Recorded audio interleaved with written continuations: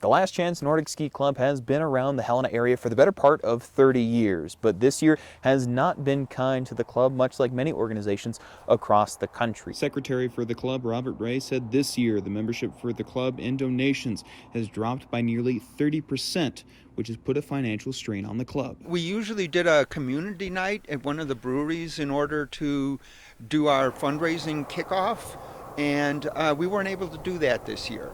We decided that it was too dangerous to try and gather. Ray says in a normal year they'll raise a few $1,000s during their fundraiser to help offset some of the costs to run the club and maintain the trails at Bill Roberts Golf Course and on top of McDonald Pass, a spot that the club helps take care of under a Forest Service agreement. But with a limited number of members, the club has had to cut back. We have to cut back on, if in fact we don't get the kind of funds that we normally get.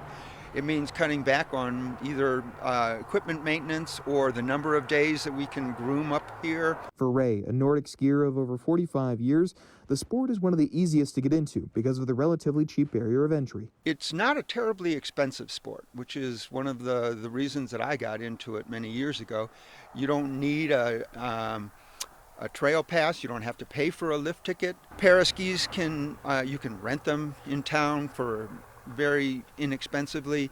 A complete setup is maybe $200 to $300 max, and with that, you're good to go. To find more information about the club, you can check out our website or their Facebook page. Reporting on top of McDonald Pass, Sam Hoyle, MTN Sports.